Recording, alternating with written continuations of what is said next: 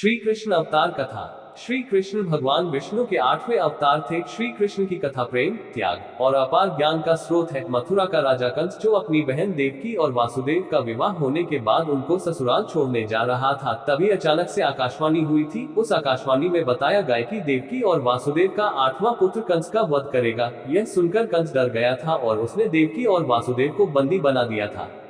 कंस ने देवकी और वासुदेव को बंदी बनाकर कारागार में बंद कर दिया था। तब देवकी ने कंस से विनती करके कहा था कि मैं खुद अपनी संतान को तुम्हारे हवाले कर दूंगी। यह सब देवकी ने अपने पति वासुदेव को बचाने के लिए कहा था। कुछ समय के बाद देवकी ने अपनी पहली संतान को जन्म दिया था। इस बात का जब कंस को पता चला, तब उसने कारागार में आकर उस देवकी और वासुदेव के पहले संतान को मार दिया था। ऐसे ही कंस ने वासुदेव और देवकी के बाकी के संतानों को भी मार दिया था।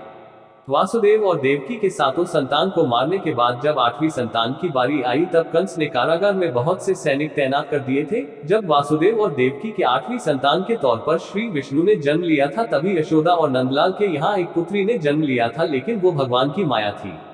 वासुदेव और देवकी के पुत्र श्री कृष्णा के रूप में जन्म लिया। तब भगवान विष्णु ने अपने दर्शन दिए थे और वासुदेव और देवकी कहा कि आप मुझे लेकर अपने मित्र नंदलाल के पास जाकर रख दो और उनके यहाँ जन्मी पुत्री को लेकर कंस के हवाले कर दे। यह कहकर भगवान विष्णु फिर से उनके पुत्र का रूप ले लिया था। तभी कारागार के सभी सैनिक सो गए और सभी द्वार भी खुल गए थे।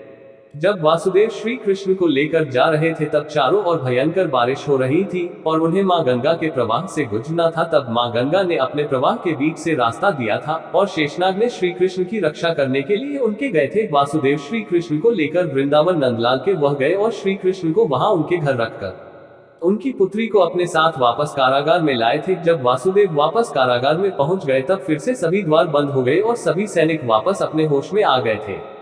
कंस को जब पता चला कि देव की 8वीं संतान को जन्म दिया है, तब कंस ने बिना कोई देरी किए उस बच्चे को मारने के लिए वहां पहुंच गया। लेकिन जब उसको पता चला कि देवकी ने पुत्री को जन्म दिया है, तभी कंस उसे मारना चाहता था। जब कंस ने उस पुत्री को मारने की कोशिश की, तब वो बच्ची अपने आप ही हवा में उड़ने लगी थी और उसने कंस को चेतावनी देकर गायब हो गई।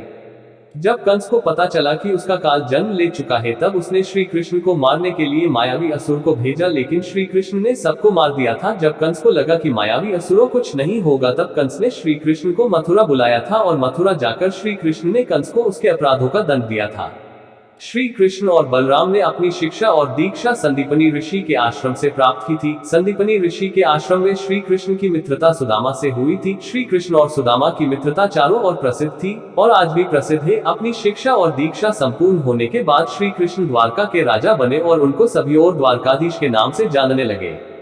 श्री कृष्ण और रुक्मणी दोनों एक दूसरे से प्रेम करते थे, लेकिन रुक्मणी का विवाह शिशुपाल के साथ होने वाला था। लेकिन जब श्री कृष्ण को पता चला, तब श्री कृष्ण ने रुक्मणी का अपहरण करके अपने साथ द्वारका लाए थे और उनके पीछे पीछे शिशुपाल भी उनकी सेना के साथ द्वारका पहुंचे थे, क्योंकि शिशुपाल का विवाह रुक्मणी के साथ होने वाला था। श्री कृष्ण और बलराम दोनों भाइयों का शिशुपाल के साथ एक भयंकर युद्ध हुआ था और उस युद्ध में शिशुपाल की पराजय हुई थी। उसके बाद श्री कृष्ण और रुक्मणी का विधि विधान पूर्वक विवाह हुआ था।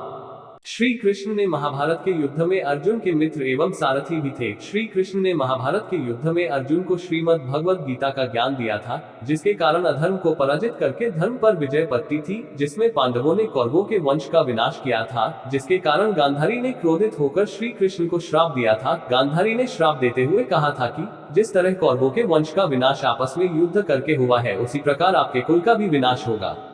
महाभारत के 35 साल के बाद श्री कृष्ण के पुत्र शक्तिशाली योद्धा बन गए थे। कहा जाता है कि श्री कृष्ण के पुत्र सांब ने दुर्वासा ऋषि का अपमान था, जिसके कारण दुर्वासा ऋषि ने यदुवंश के विनाश का श्राप दिया था, जिसके चलते सभी यदुवंशी विनाश हो गया था। यह देखकर श्री कृष्ण व्यथित हो गए थे, जिसके चलते वे वन में रहने चले गए थे। एक बार वन में श्री कृष्ण एक पीपल के पेड़ के नीचे योग निद्रा में विश्राम कर रहे थे। तभी एक शिकारी ने श्री कृष्ण के पैर को हिरण समझकर उस पर विषयुक्त बाण से प्रहार कर दिया था। शिकारी के चलाया गया बाण श्री कृष्ण के पैर के तलवे को भेद दिया था। विषयुक्त बाण के इसी भेदन को बहाना बनाकर श्री कृष्ण ने अपने देह रूप को त्याग दिया और नारायण रूप में अपने धाम वैकुंठ लौट गए। देह रूप को त्यागने के साथ ही श्री कृष्ण के द्वारा बसाई हुई द्वारका नगरी भी समुद्र में समा गई थी।